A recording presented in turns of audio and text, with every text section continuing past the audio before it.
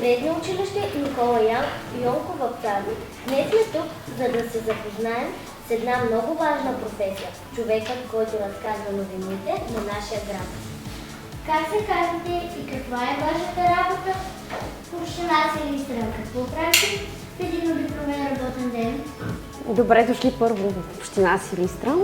Аз се казвам Марияна Тодорова и от 6 месеца съм пиар в община Силистра. Представете си, че сте направили някаква страхотна рисунка, но никой не я е виждал.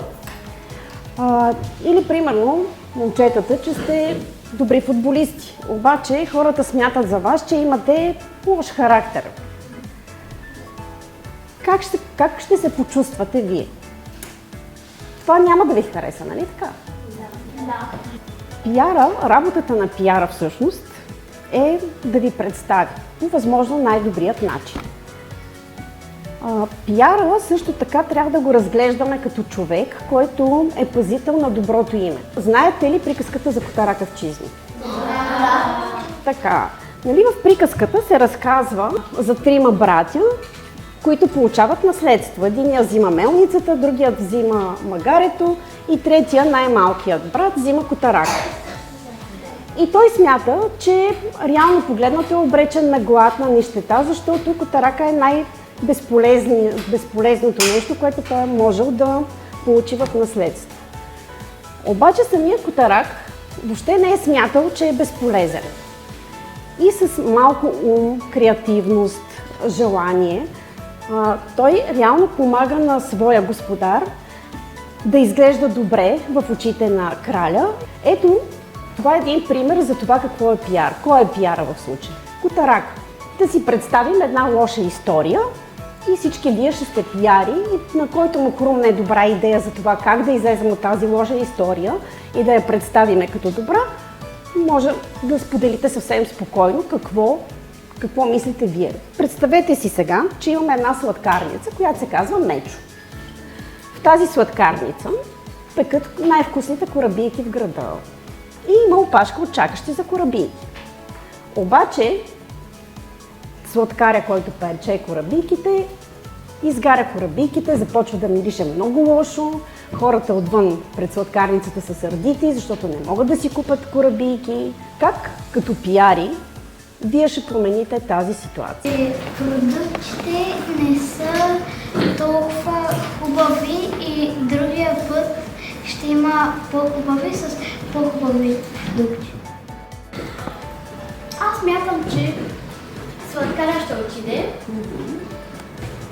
и ще каже: текстурата на корабийките не беше добра и затова те пламнаха. Че всеки човек прави грешки и корабийките не са на всяка цена, но те могат да дойдат и пак ще има корабийки. Ето ще ви споделя и моят отговор. Като пиар какво бих направила аз?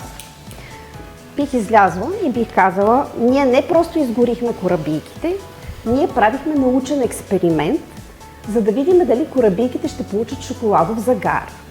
Елате утре, когато можем да ви предложим пухкави и много вкусни кифлички.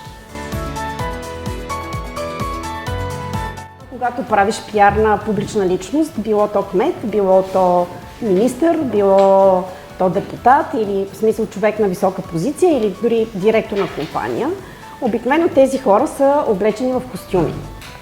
Няма как пиара да дойде на работа с къси панталонки, с анцунг или с маратонки. В смисъл, той трябва все пак да е в синхрон с лицето, на когото прави пиар.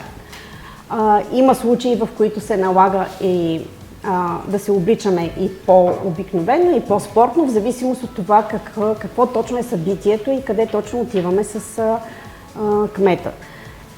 Вашата работа повече говорене или повече писане?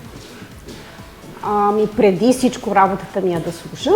Ако мога да ги отделя на проценти, да речем 50% от работата ми е да слушам, 30% от работата ми е да говоря и едва 20% от работата ми е да пиша. Тези 20% от работата ми, които са свързани с писане, са свързани с това да напиша прес-съобщение след дадено събитие. Събитие, ето това, което ние в момента правим, също е събитие. Тоест работата на пиара е, когато приключи нашата среща, аз да седна, да избера подходящи снимки, да напиша кратък текст, в който да запозная хората с това какво ние сме си говорили, за какво сме си говорили, какви въпроси сте ми задавали, аз какво съм ви отговорила.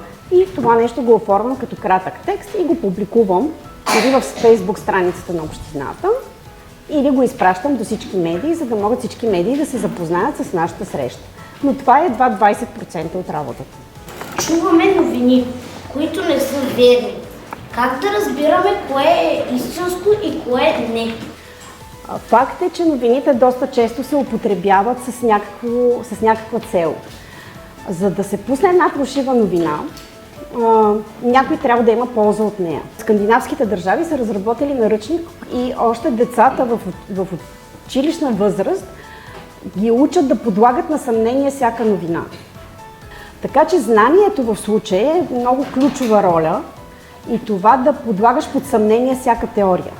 Може ли да ни изпишете една рецепта за хора от нашия град?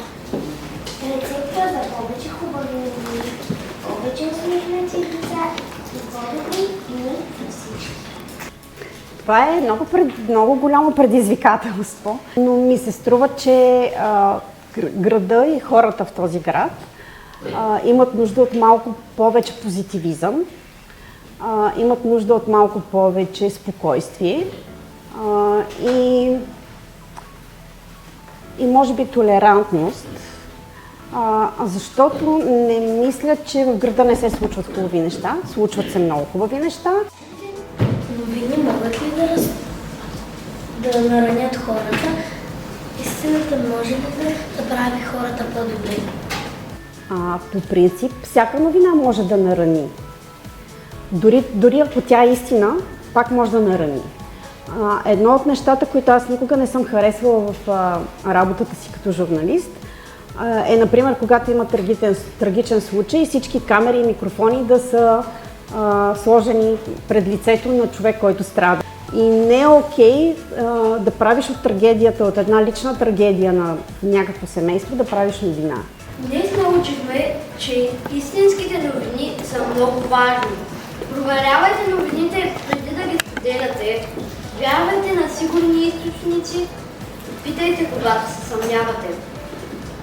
Затова искаме да предложим нещо. Молим ви, госпожо Тодорова, да го предадете на господин Сабанов, кмета на град Силистра. Днес ние, децата от клас Лънчогледи в средно училище Никола Йонков Вапцаров предлагаме да има детски пиар от нашия клас към община Силистра, който да разказва хубавите и истинските новини за децата.